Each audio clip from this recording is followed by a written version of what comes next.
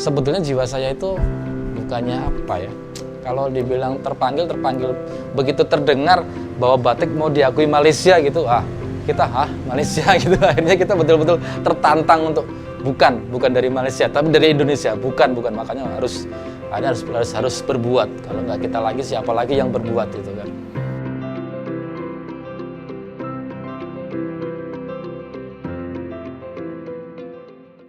Assalamualaikum warahmatullahi wabarakatuh. Nama saya Indra Sugiono. Saya owner dari Indra Batik Batam. Alamat usaha Taman Raya Tahap 4, Blok NK nomor 12.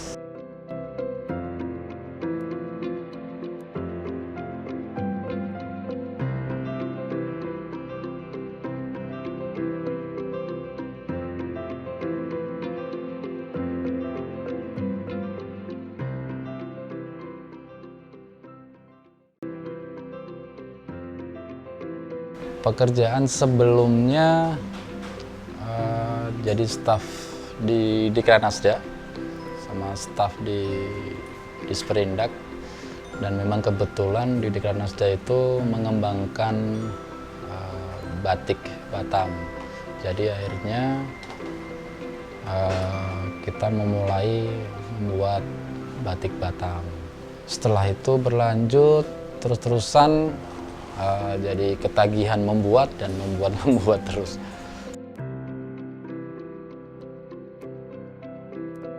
Dulunya pernah membatik, terus ke Batam.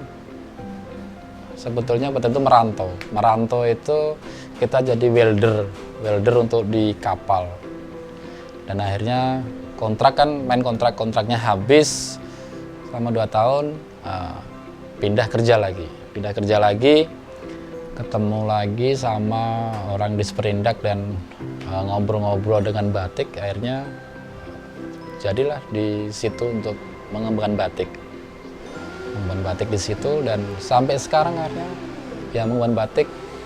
Kalau dulu batik Batam itu ibaratnya nggak ada gaungnya batik Batam. Untuk akhir-akhir ini karena diketuai sama Ibu Ketua yang sekarang, betul-betul dipromosikan, betul-betul diperhatikan, akhirnya batik ini menjadi suatu usaha yang betul-betul menjanjikan untuk saat ini. Karena dari instansi-instansi atau dari berbagai permintaan untuk souvenir, batik Batam sudah bisa untuk dijadikan usaha. Bukan usaha sampingan lagi, tapi betul-betul dijadikan usaha yang betul-betul yang lebih serius.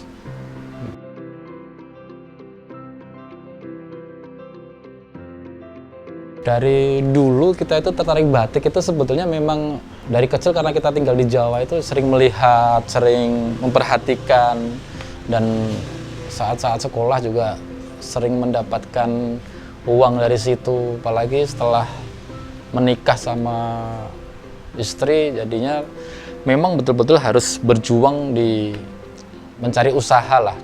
Ya, di Pekalongan itu usahanya apa sih? Mayoritas batik, dan itu yang paling mudah kita kerjakan rupanya batik untuk mendapatkan uang. Dan sampai sekarang, waktu zaman 2008 krisis moneter itu udah memang betul-betul hancur perekonomian Indonesia, kita mulai mencari yang lain selain batik. Tapi ketemu lagi di Batam, rupanya memang ditakdirkan untuk batik lagi dan batik lagi.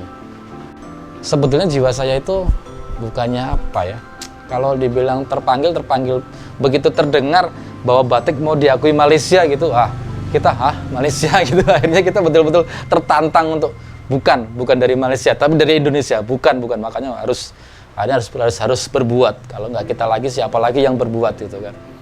Makanya kita semakin cinta ya, semakin karena mendapatkan penghasilan dari situ dan merupakan identitas suatu bangsa, batik ini yang harus dijaga ya. Makanya kita betul-betul tekuni dan terus ditekuni. Karena kebetulan kita jadikan staf di DKN Nasda, makanya kita akhirnya memberikan pelatihan dan pendampingan kepada masyarakat di bawah Dekran Nasda dan Disperindak.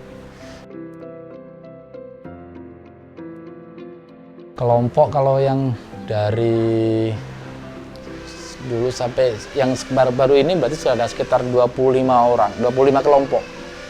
25 kelompok. Dari nggak ada yang membatik sampai ada 25 kelompok. Karena apa? Karena ya memang sudah banyak yang mencari batik Batam ini. Sudah banyak yang mencari, dengan dukungan dari Dekran Nasda dan Disperindak langsung memperkenalkan, mempromokan batik Batam secara maksimal. Akhirnya para pengrajin batik Batam ini merasa terbantu, dan akhirnya yang lain karena melihat yang lain kok bisa mendapatkan penghasilan yang sesuai, kelompok-kelompok lain muncul. Kelompok lain muncul, akhirnya oh iyalah bisa berbuat rupanya. Dan ini kebanyakan yang kita ajarin itu ibu-ibu yang biasanya di rumah saja untuk menambahkan penghasilan. Terus ada beberapa bapak-bapak yang memang korban PHK atau gimana langsung membatik juga ada juga. Kalau dulu kita itu cuman batiknya itu sederhana, jadi batik cap langsung diwarna lalu dijual. Terus ke arah sekarang dengan model-model seperti itu kayaknya kurang diminatin orang, kurang dilirik orang lagi karena udah terlalu biasa gitu kan. Akhirnya sekarang kita berbuatnya itu batik abstrak kontemporer, berarti perpaduan antara batik capnya ada, batik tulisnya ada, terus dengan menggunakan abstrak pewarnaan atau dengan kontemporer motifnya itu sekarang lebih dilirik orang. Apalagi kita kan nggak mungkin menjual batik itu sama orang-orang tua aja. Bagaimana kita menciptakan supaya batik ini disukai oleh anak-anak milenial. Karena apa? Karena yang akan melanjutkan batik ini ya anak-anak milenial ini nantinya. Kalau anak milenial udah tidak suka dengan batiknya ya nanti pada saatnya batik itu akan hilang lagi dari Indonesia. Batik yang saya jual untuk saat ini dari batik cap full, kalau satu warna aja paling murah itu dari harga 150.000. Kalau sudah ke kontemporer abstrak dan apalagi sudah ditambah dengan betul-betul tidak ada capnya, ditulis, itu mungkin harganya bisa sampai 1,5 sampai 2 juta ke atas lah pokoknya. Semakin detail motifnya, semakin banyak warnanya, semakin bagus kainnya, itu akan mempengaruhi untuk harga penjualannya. Jadi kalau misalkan nih kita pakai kain sutra dengan kain katun, walaupun sama-sama dua-duanya ditulis, pasti akan lebih mahal dengan kain sutra. Pasarnya untuk saat ini biasanya kita dibantu sama Dekran Nasda, sama Dinas Perindustrian. Jadi kalau ada acara-acara fashion show batik Batam, biasanya di situ langsung ada lagi pameran-pameran dan semuanya. Terus kalau kita sendiri punya tokonya itu toko-toko yang di toko online istilahnya, toko online. Kebetulan kalau di tempat saya sendiri memang peningkatannya banyak sih. Dari tidak ada omset mungkin 1 minggu kalau sebelum pandemik ini bisa masuk mungkin omset 5 juta ke atas lah omsetnya. Tapi kalau setelah pandemik ya 1 minggu sekarang paling cuma 20 potong.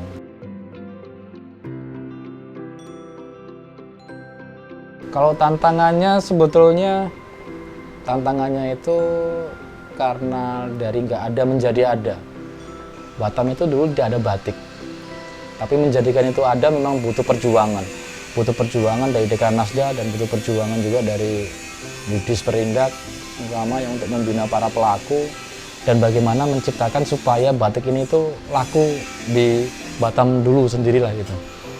Makanya ya, tantangannya seperti itu karena pada dasarnya di Batam ini kan memang kebanyakan masyarakatnya belum tahu apa itu yang namanya batik gitu kan. Mereka masih mengkategorikan bahwa batik itu ya penting motifnya motif batik gitu. Padahal sebetulnya itu batik itu bisa dinilai dari pembuatannya sebetulnya, karena yang diakui oleh UNESCO adalah budaya dari pembuatannya, bukan motifnya yang diakui.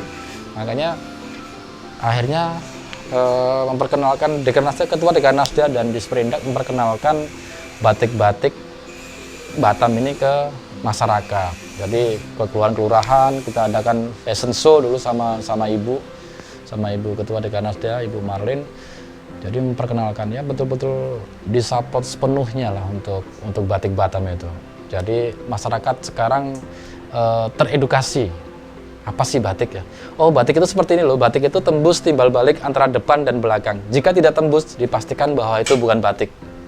Akhirnya masyarakat teredukasi. Berarti begitu dia membeli ke pasar dengan motifnya nggak tembus timbal balik antara depan dan belakang, oh ini bukan batik. Oh, pantas murah. Oh, gitu. Nah, terus kalau misalkan batik itu jadi batik itu kok murah ya? Oh iyalah murah. Ternyata bukan batik. Oh kok mahal ya? Oh ini batik betul. Gitu. Seperti itu sih, dan edukasi kita itu bisa memilah-milah antara mana sih yang batik cap, mana sih yang batik tulis, mana sih yang mana batik kombinasi. Akhirnya teredukasi masyarakat, dan akhirnya mereka bisa menghargai, oh batik ini seperti ini. Apalagi setelah mereka mencoba, karena kita kalau keliling itu biasanya langsung ada demo sekalian. Oh ternyata susah ya membuat batik ya. Baru mereka berpikir, oh pantas, oh mahal, oh pantas kok seperti ini. Jadi kalau kita yang beli baju jadi di pasar itu harganya 50.000, mereka udah sadar bahwa itu ternyata bukan batik. Yang memotivasi saya untuk sampai saat ini ya karena sekarang saya itu sudah bisa melihat orang-orang yang kita ajarkan itu sudah bisa tersenyum dengan mendapatkan penghasilan dari batik. Terus kalau orang-orang aja sudah tersenyum, berarti kita harus berbuat lebih dong. Harus berbuat lebih menggali lagi apa sih kira-kira yang harus dimunculkan lagi perbedaan-perbedaannya. Apa sih yang harus diperbarui lagi batiknya.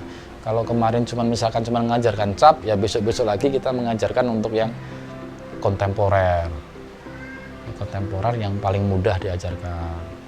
Tapi seandainya ada yang mau membatik yang cuman cap aja, fokusnya di cap, ya silahkan. Ke depan setelah pandemik seperti ini, insya Allah kita ada beberapa orang sih yang menawarin untuk join gitu sih. Join, ibaratnya ada menyiapkan tokonya dan kita tinggal ngisi gitu kan. Ada juga seperti sekarang nih, para pembatik ini mengisi di TPID 2 itu dikasih fasilitas untuk 2 ruko secara cuma-cuma dalam jangka waktu 2 tahun. Jadi ngisi di sana juga di situ.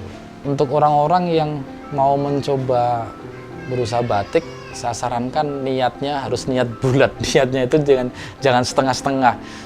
Jadi kalau dia udah niat pun, gendala apapun sebetulnya tidak ada gendala buat mereka. Tapi kalau niatnya baru tanggung, akhirnya mereka terpentok modal, terpentok ini, terpentok itu. Yang penting niatnya dulu. Niatnya ada, nanti kalau masalah belajar, banyak kesempatan belajar. Dari Disperindak atau Dekranasda pun memberikan fasilitas belajar gratis biasanya. Kalaupun tidak, silahkan datang ke sini. Datang ke sini, belajar, melihat kita membuat batik sambil belajar, ya silahkan.